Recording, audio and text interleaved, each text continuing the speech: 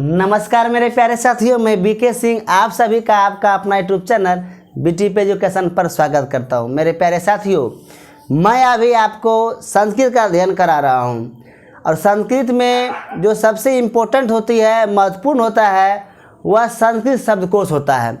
यदि आपका संस्कृत शब्दकोश कमज़ोर है, यदि आप कम जानते हैं या नहीं जानते हैं, तो आप संस्कृत अनुवाद नहीं कर सकेंगे। यदि आपको धातु रूप याद है, सदरूप भी याद है, यदि आपको शब्दकोश याद नहीं है, आपके पास इसका भंडार नहीं है, तो आपका जो अनुवाद है वह आप नहीं बना सकेंगे।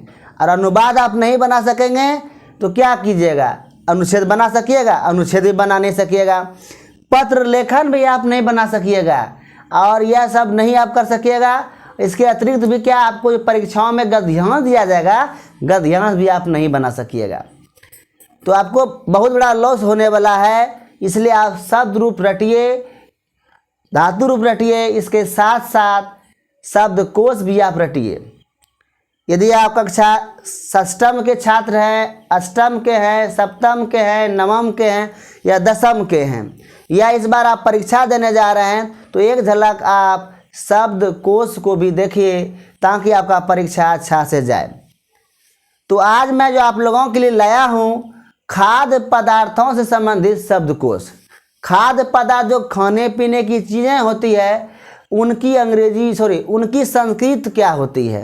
यानी आप पुआ को संस्कृत में क्या कहेंगे, अनाज को संस्कृत में आप क्या कहेंगे, पूड़ी को संस्कृत में आप क्या कहेंगे। तो हिंदी से मैं आपको संस्कृत बताने जा रहा हूँ।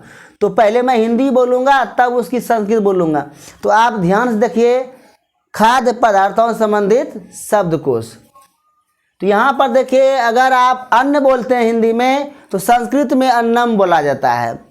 और आचार आप हिंदी में बोलते हैं तो संस्कृत में अम्ल रागे बोला जाता है। भात को ओदनम बोलते हैं, चावल को तंडुलम बोला जाता है, रोटी को रोटिका, तरकारी को व्यंजनम, पकवान को पकवानम, पूड़ी को अस्कुली, सत्तू को सक्तु, चूड़ा को चिपटानम, भुजा को भ्रष्टानम, साग को साकह बोला जाता है, मसाला को आप क्या बोलिएगा, वेशवारह, चटनी को अवलेह, मिठाई को मिष्टानम, चीनी को सीता, मिश्री को आप सीतोपला बोलेंगे, गुड़ को संस्कृत में क्या बोलेंगे, गुड़ा बोलेंगे, लड्डू को आप संस्कृत में क्या बोलेंगे, मोदकम बोलेंगे, जलेबी को कुंडलिनी बोलेंगे, दूध को दुग्धम बोलेंगे, दही को दधी बोलेंगे, घी को घृतम बोलेंगे, मक्खन को नवीनतम बोलेंगे, मट्ठा तक्रम बोलेंगे, पापड़ को परपट, पुआ को पुप, अरहर को आडकी, अंडा को अंडम, इमली को तीन तड़ी फलम, और कचनार को कांचनार है, कचौड़ी को पिष्टिका, चाय को चायम, चाय पानी को जल पानम, कलाकंद को कलाकंद, कॉफ़ी को आप क्या बोलेंगे, कप घनी, खट्टा कोई पदार्थ है उसको आप संस्कृत में क्या बोलेंगे, अम्लम, खिचड़ी को कसरह, पराठा को घृत चोरी, पुलाव को पुलाका, पेड़ा को पिंडह, बतासा को बतासा, पापड़ को हिमम, बर्फी को आप क्या बोलेंगे, हैमी, बरी को बटिका, बालूशाही को मधु मडकह, बिस्कुट को पिष्टकह, मकई को मकायह, मलाई को संतानिका, मालपुआ को अपुपह, खोआ को मावाह, रसगुल्ला को रसगोलह, रायता को राजकतम, लस्सी को दाधिकम,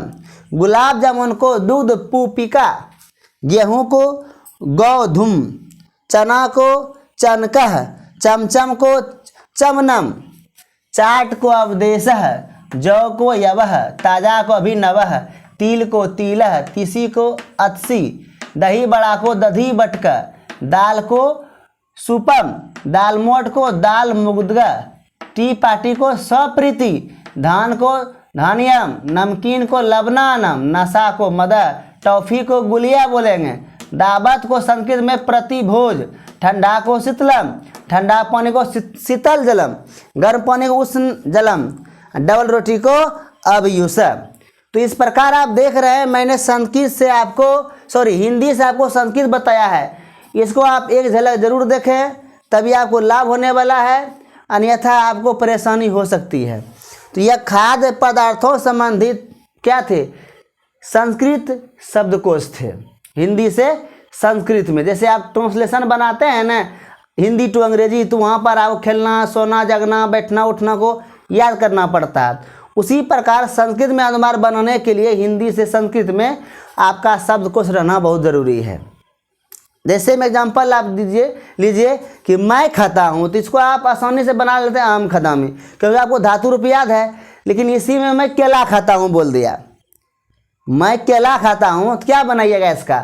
अहम कदली फलम खदामी।